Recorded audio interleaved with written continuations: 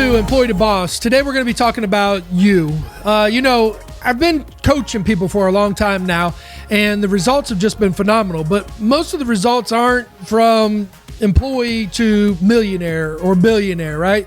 Most of the times it's $50,000, $100,000, $500,000. Case in point, I had a guy and we were working and he was an estimator, and we tried to, give him a contractor and, do a lot of the work that he's done before. He's been supervisors in construction and stuff like that.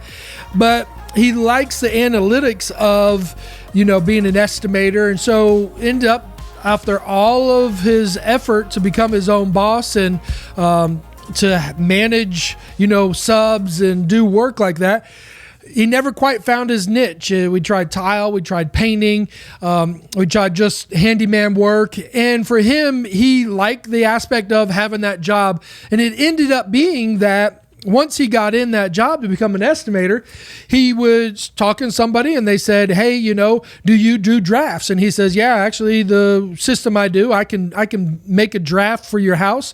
So you can use that draft to build off, kind of like blueprints.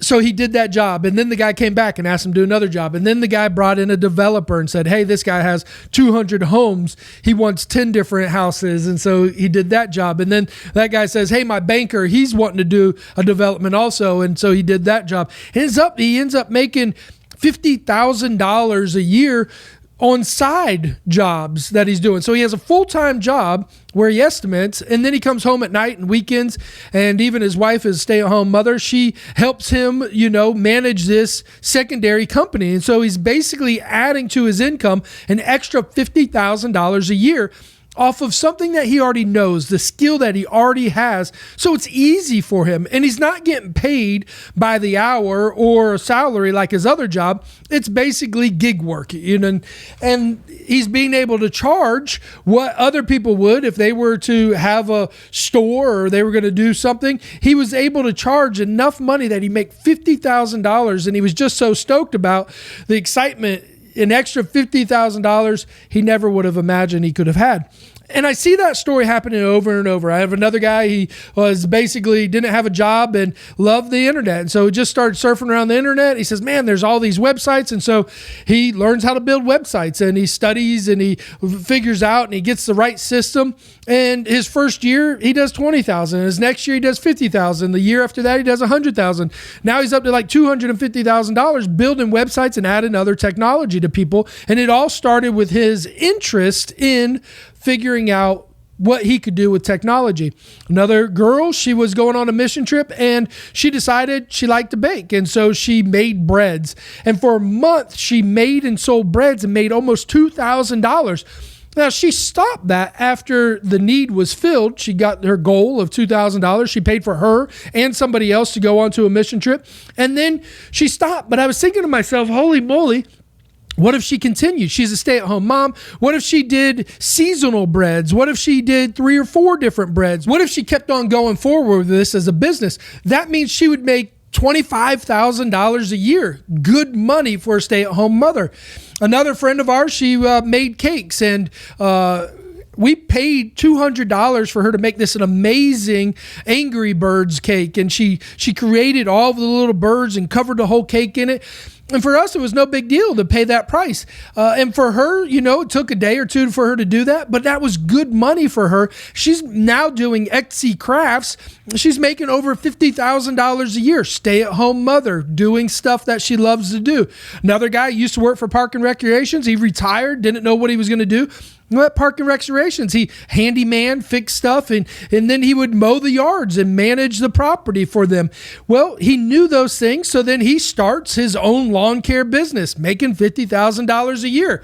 I got another friend. He was working at a golf course, and he learned how to use the equipment and what landscape needed and the fertilizers and all these things. And he turned himself into $1 million business. He's doing hardscapes now. He's learning more. He's got lots of crews working for him. He's selling supplies, and he's selling landscape on top of it. So he's getting labor, and now he's selling products. Another friend of mine, he was working in a wholesale situation. And so he was in the warehouse a lot, and he ended up liking this tape. And he said, man, I put out brochures, flyers, basically for this tape and this tape only. And he said he sent it out to a bunch of other warehouses, and he made $15,000 off of a flyer of about 100 different flyers. And basically what would happen is every month that warehouse would need more. And so they would come to his site that he built, a website, and he would sell more tape. And think about how he could increase or scale that. Right now he just did it off of a flyer, 15,000 for 100 flyers. What if he did that for every state? What if he did that for every city? What would the results end up being? Think about if you could make 15,000 in every city, where would you stop? Would you not try to cover the whole United States? He didn't have to produce the tape. He didn't have to ship the tape. He didn't have to do anything because it was all on the website, drop ship right to the company. All he did is just keep on collecting the money. Have another friend, he got sick but loved the barbecue. And so he could no longer have a job full-time because of his sickness. And so he loved the barbecue. And so he started catering. He started going places on Saturday and selling his barbecue. He makes over $50,000 a year. Another client, she has, a hair salon in her house, and she was doing that, and it was great because she was a stay-at-home mom. And then it came to the point that her kids were grown, and more people would say, hey, what about having your own store? What about opening up a place? And she kind of lived far out in the country. And so they said, man, it'd be great if you could do something in the town that she's in. And so she opened up a store. Now she's selling product, and she's getting rent from other people in her salon. And now she has a fuller book. And that's what I'm saying is as time changes, I don't know if you're 20 years old, 50 years old, if you're 70 years old, I don't know what your age bracket is, but you know something. You know how to do something. You have a skill and a talent. And if you don't have a skill and a talent, you might have a stove. You might have tools. You might have a pressure washer. Even that, think about you have a house. Airbnb will rent your house out for you. You can make money. My wife stayed at a lady's house one time, rented her room, and it was like $100. Well, what if you did 2 a week? What if you only got 1 a week? Well, that means that you'd make an extra $5,000 for the year. Would $5,000 help you in your financial situation? Maybe pay off some tuition, maybe pay off the mortgage, maybe pay off your car, maybe use that money to invest in the stock market. What would a $5,000 extra look like in your life? Maybe you could turn it into a property Airbnb where it was a full-time rental. What if you could do it 30 days out of the year? That would then in turn $3,000, which would be about $36,000 a year off one property. I own rental property. It seems like a good idea, but for me, I'm kind of in the long term. So instead of doing a day-to-day, night-to-night, I fit my personality. I like long term. So I own or finance my houses because I like a consistent long-term basis. But I don't make $3,600 on one of my properties in a month. I only make about $700, maybe $800, $1,000 to manage that property basically as a loan. My loans are, 8 to 10% interest rate. And so again, would you rather make $700 to $800 or $3,600? The effort that it takes to clean the place and do all these things, is it worth it to you for that extra income? Do you have a boat? Do you like to fish? You know where to go. You know that, hey, fish run this kind of bait. They catch at this time frame. You have these little secret spots. What if you charge somebody, hey, I'll $250 per person, $500 for 2 people, and you take people out. Now you're being paid. Your insurance is being paid. Your gas is being paid. Your fishing equipment is being paid, and you're out doing what you love to do, fish. And not everybody wants to go buy a boat. Not everybody's going to be committed to buying dock space or a trailer or boat or insurance or know where to go or want to go. But man, they would be amped to have the experience of fishing, and you can be that person for them. Hunting, same thing. What about kids? You love kids. What if you did a kids camp? Try it on a Saturday. You don't have to do a week-long kids camp. Just do a Sunday school thing on Saturday, where you have some kid events, you have a relay race, you have some face painting, you do something. There's so many different things that you could do with kids in different areas that are low income. You don't have to have a building. You don't have to have these things. You can go to parks. You can rent places out.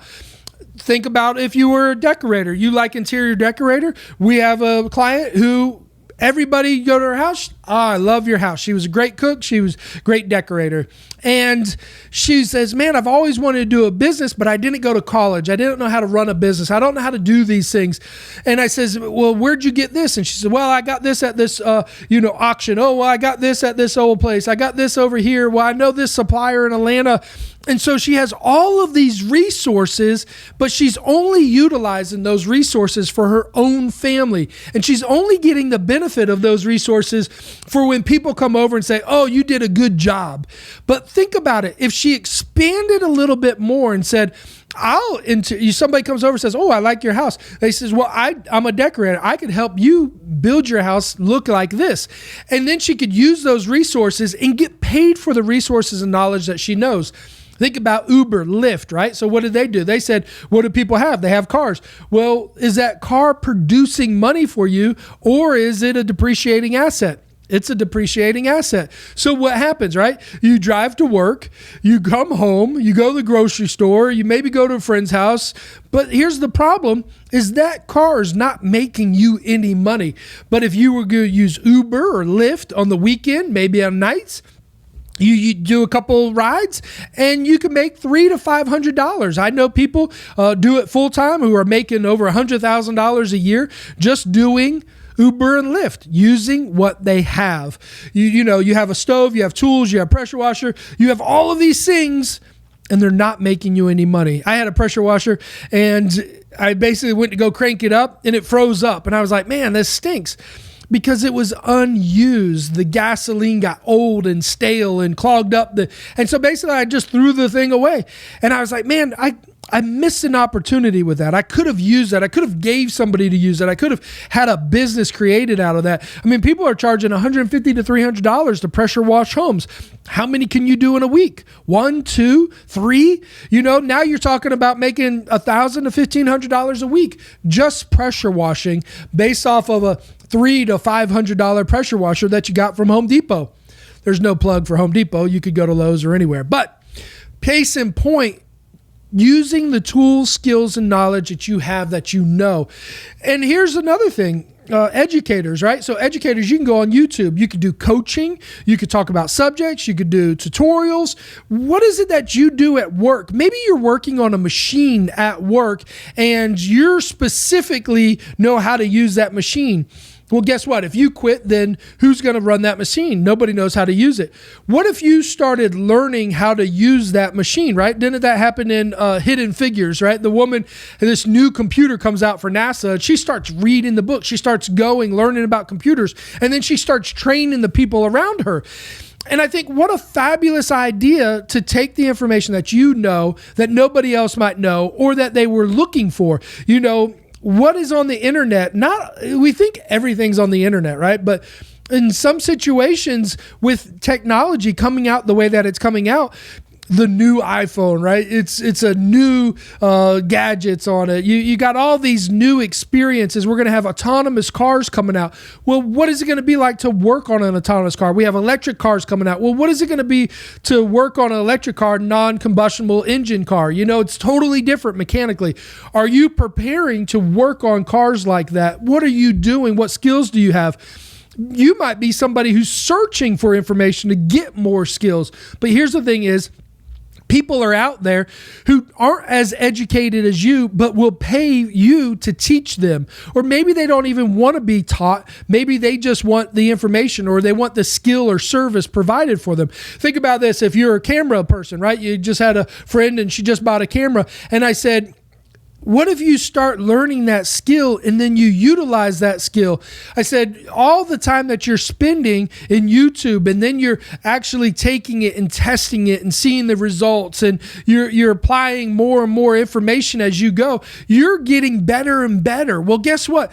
The person either who needs the pictures of their kids, maybe they don't want to spend $1,000 for a camera. Maybe they don't want to spend 2,000 hours learning how to edit or do these things. Maybe they will hire you at $100, $150 an hour or some more to go take pictures and do that for them because they don't want to do all that. They just want a good quality picture. And so my thing is what do you have that somebody will pay you for? I know this is kind of a hard thing, because if you say, I had this guy I was working with, he says, I'm going to buy a tractor. And the thing about the tractor was it was $30,000. And I said, well, how many jobs do you have that you can use that tractor on? And he says, well, none. And he says, but if I get the tractor, then I'll get the work. And that is not true. And that's why I want to focus in on what you have. What you have is talent, skills, you have equipment right now. And how can you get the work so that you can get paid for those things? Don't assume that if you buy a tractor, you're going to get big yards to mow. You're going to get these big fields and stuff like that. That's fooling yourself. But do you have a lawnmower? I just bought a brand new lawnmower last year, and I could take that lawnmower and I could go around my neighborhood and I could tell everybody, hey, I'll mow your lawn for $50. First one, $25. It's $50 after that if you like it. Yeah, some people might just have me do it for $25 and never do it again. But what if I can make a connection with some people to do it for $50? If I do it for $25, I pay for myself, my time, no big deal. But then if I could develop and flip that into a $50 ticket every month, twice a month, I start doing trim work. I start doing, weed eat. I start cutting bushes. I start putting in pine straw. I start doing more things, in the wintertime, the leaves fall. If I rake the yards, if I do different things, and you give more and more services to what your ability is, you get paid more and more. I call it kind of, increasing your wheelhouse. If you're doing one thing, what can you apply that is in that wheelhouse that you be a free upsell, right? So you go to a restaurant and basically say, yeah, I'll have a water. And they say, oh, we have a sale. You buy one, get one free on lemonade, or, it's happy hour. Buy, 2 beers for $5, and that's called an upsell, basically dessert, right? You get done with the meal. You came in because you were hungry. You got the meal. Now the upsell is, do you want something sweet? And that adds to the tip, and it adds to the sale of the restaurant. And you really just went in for a hamburger, but now you're walking out with 2 beers, a hamburger, and, a side of big nacho fries, and then you've got dessert. And so you went from an $8 meal up to $30 now. And that's an upsell. And what could you do with your business, with your information? How could you upsell people on the things that you know how to do? There's so many things that you're able to do. Now let the world know that you're able to do them. Looking forward to the results that you're going to produce. Leave comments. Tell me what happened. Give me testimonies of good and bad, because here's the thing is, you're not going to step out the door and become a professional. You need the experience so that you can get the knowledge so that you can grow your business. No $1 million business started one day. It happens over time. You will start to produce more and more insight and information, business mind, because of the experiences that you're going to have.